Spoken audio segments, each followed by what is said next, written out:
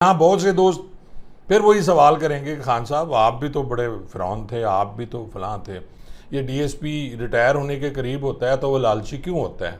किसी पीएसपी अफसर ने ही कहा था कि खान साहब हमारे यहाँ भी दो क्लासेस हैं, एक तो वो हैं जो नोमी टोमी वाले साहब हैं और एक हम लोग हैं जो आम कुत्तों वाले साहब हैं। हाँ, मैंने इसके बाद डीएजी साहब को एक वॉइस नोट किया। मैंने कहा सर आपका बहुत बहुत शुक्रिया और आपने जो मेरी इज्जत करवाई है आज मुझे याद रहेगी कि सर मुझे बुलाना ही नहीं था उन्होंने, मैंने तो नहीं कहा था मुझे बुलाएं, आपके कहने पे उन्होंने बुलाया।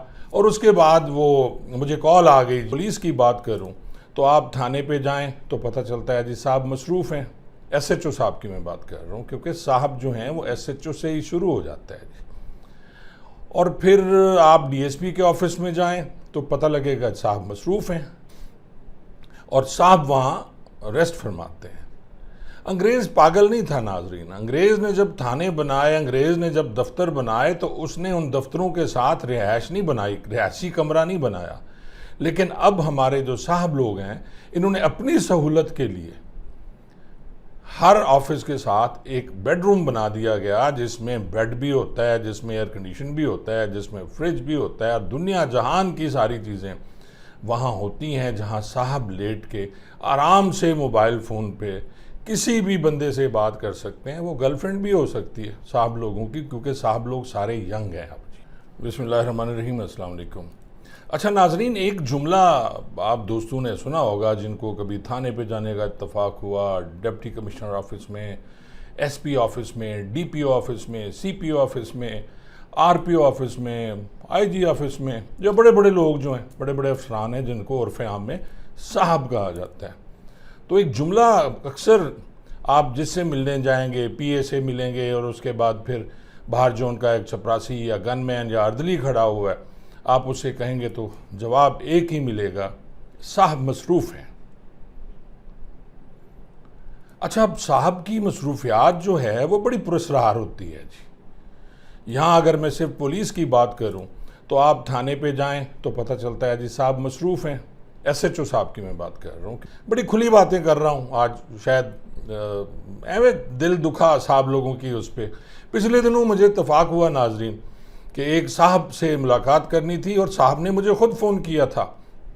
हुआ कुछ यूँ कि एक बहुत बड़ा गैंग ऑपरेट कर रहा है जो सोशल मीडिया से लोगों को घेरता है और जादू टोने के नाम पे लाखों रुपए वसूल किए। इसी तरह एक क्लाइंट से जो मेरे पास एक बंदा आया, ओवरसीज़ पाकिस्तानी, उसका वालिद है जी, तो उससे कोई 48 लाख रुपए उठा लिए गए। तो मैंने फिर आईजी साहब से रिक्वेस्ट की, मैंने कहा सर बहुत बड़ा गैंग है, लाहौर पुलिस इसको कन्वर्ट कर देगी सिर्फ 420 में और कम से कम उस गैंग को पकड़ा तो जाना चाहिए, रिकवरी हो ना हो। उसके बाद ये हुआ कि उन्होंने कहा सीआईए ने कि जी मुकदमा दर्ज किया जाना चाहिए, पहले जनाब मुकदमा होगा तो उसके बाद होगा। मुकदमे के लिए फिर दरख्वास्त दी गई थाने कान्हा और मुकदमा दर्ज नहीं हुआ। जैसे आपको पता है 2 महीने बाद, फिर 1.5 महीने बाद मैंने फिर आईजी साहब को याद दिलाया। मैंने कहा सर वो एक रिक्वेस्ट की थी। खैर फिर फौरी तौर पे हलचल मच गई और मुझे कॉल आ गई और एक कॉल आई जी मुझे एसएसपी ऑपरेशंस मौजूदा शोएब अशरफ साहब हैं, बड़े अच्छे अफसर हैं वो। तो उन्होंने मुझे 4 बजे बुलाया कि जी आप 4 बजे आ जाएं और आपसे मिलना है। मैंने जी आईजी साहब का मैसेज आया या उन्हें एसएसपी साहब ने कहा होगा, जो भी है वटेवर जी। मैं जनाब 4 बजे एग्जैक्ट पहुंच गया और बड़ा सीना चौड़ा करके वहां पहुंचा कि जनाब पीआरओ के ज़रिए मुझे मैसेज था और मेरी गाड़ी का नंबर भी लिखा दिया गया था। मैं वहां जाके बैठ गया तो मैंने जाते ही कार्ड अपना निकाला और बाहर जो अर्दली खड़ा हुआ है उसको थमा दिया कि अर्दली साहब बताएं कि जी मैं आया हूँ जी। और मैं इतनी बड़ी सिफारिश के साथ आया हुआ था, डेफिनेटली मेरा दिमाग ख़राब था जी। अर्दली साहब ने हालांकि मुझे जानते हैं कि रिटायर्ड डीएसपी भी है, तो उन्होंने एक शान बेनियाजी से मुझे देखा और उन्होंने कहा जी साहब मसरूफ़ हैं और साहब पिछले कमरे में बैठे हुए हैं जी। मुझे उन्होंने बिठा दिया जी, साथ वाले कमरा उनका है जहाँ मीटिंग होती है, तो वहाँ पहले को 3-4 डीएसपीज़ और एसएचओज़ बैठे हुए थे इसी इंतज़ार में कि जी साहब कब फारिग होंगे और फिर साहब उन्हें बुलाएंगे और ज़ाहिर मीटिंग होगी, उनकी ऑफिशियल मीटिंग होगी। तो मैं नाजरीन बैठा रहा, 5 बज गए, मुझे साहब ने नहीं बुलाया, मैं 2 दफ़ा उठ के गया। अच्छा, मज़े की बात यह है कि मैं अपने बेटे को भी साथ लेके गया था, सफ़ी जो इंग्लैंड से आया हुआ था, और उसका एक लाइसेंस भी बनवाना था। वो भी एक कहानी है, वो पहले मैं शायद सुना चुका हूँ आप दोस्तों को। तो वो मेरे मुंह पे देखे कि जनाब अब्बा तो बड़ा चौड़ा होके आया, और कि जनाब जा रहा है मीटिंग में, सुन भी रहा था कि मैसेजेस के हाजी साहब का मैसेज है और उसके बाद मिलना है जी अब जाके एसएसपी को। वो नहीं जाना चाह रहा था। मैंने कहा यार चल साथ मिल लेते हैं, तू भी साथ आ जा। हालांकि मैं कोशिश करता हूं कि मेरे बच्चे इन्वॉल्व ना हों पुलिस के किसी काम में, और अल्हम्दुलिल्लाह नहीं हुए आज तक। नाजरीन 5 बजे मुझे गुस्सा आ गया और मैंने आखिर अदली को कहा, मैंने कहा जी साहब को कह देना मैं जा रहा हूँ, आप मसरूफ़ हैं। लेकिन अगर मसरूफ़ थे तो मुझे फिर 4 बजे का टाइम क्यों नहीं दिया था, क्यों दिया था आपने जी। अब वहाँ से मैं गाड़ी में बैठा और मैं आ गया जी अपने ऑफिस, वो जो मजंग पे है, और उसके बाद मैं घर की तरफ रवाना हुआ। तो मुझे फिर हाँ, मैंने इसके बाद डीएजी साहब को एक वॉइस नोट किया। मैंने कहा सर आपका बहुत बहुत शुक्रिया, और आपने जो मेरी इज्जत करवाई है आज मुझे याद रहेगी।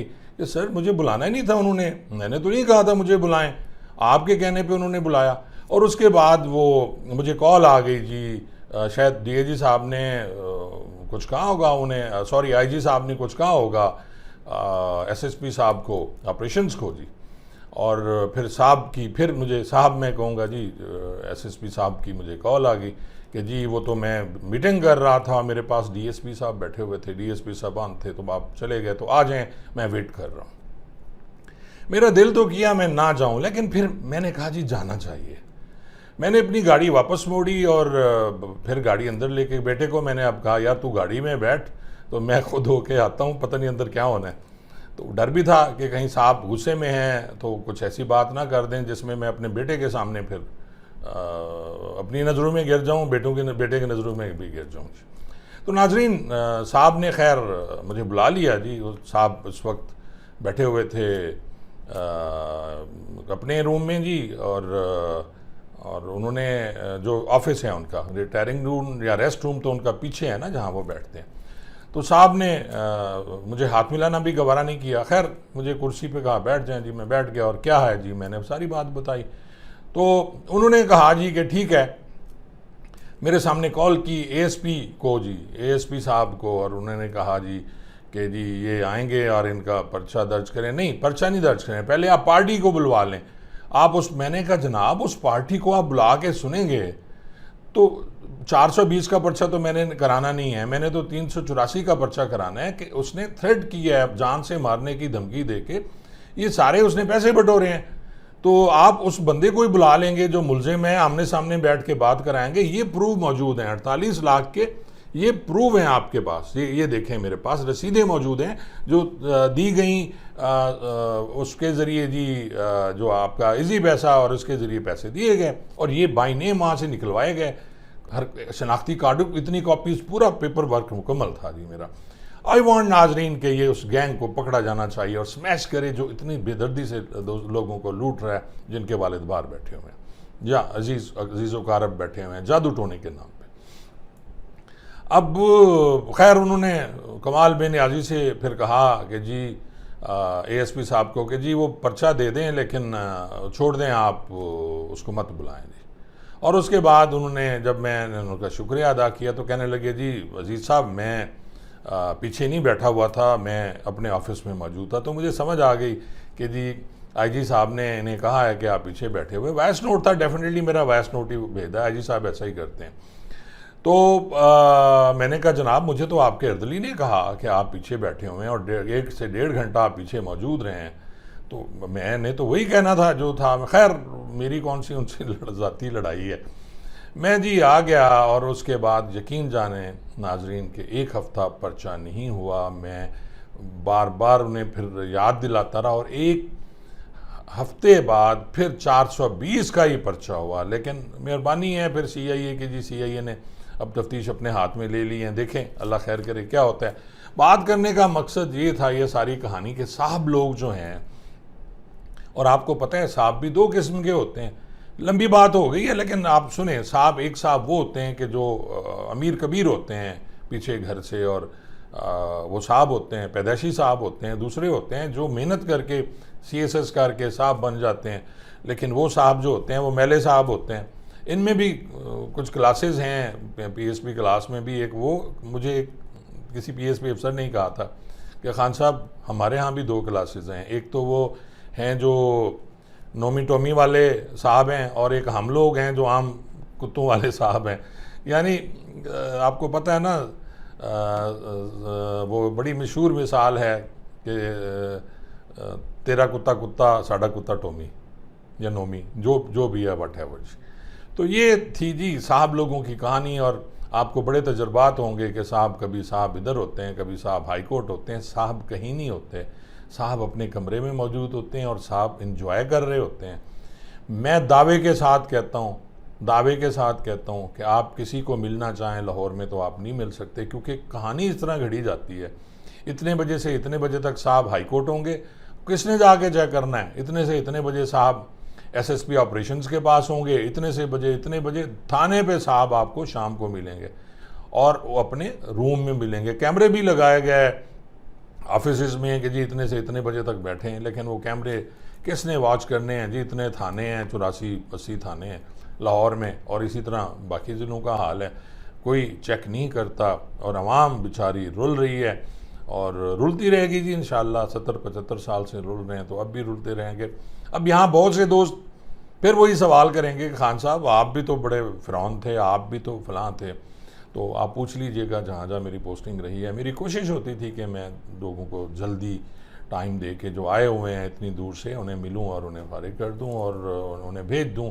और फिर मैं फ़ीडबैक लिया करता था हर काम की। ये मेरे रीडर्स जो रहे हैं मेरे साथ वो शायद इस बात की गवाही देंगे कि मैं बाकायदा पूछा करता था और फिर मैं उस पर अमल भी कराता था और मुझे अमल कराना आता था।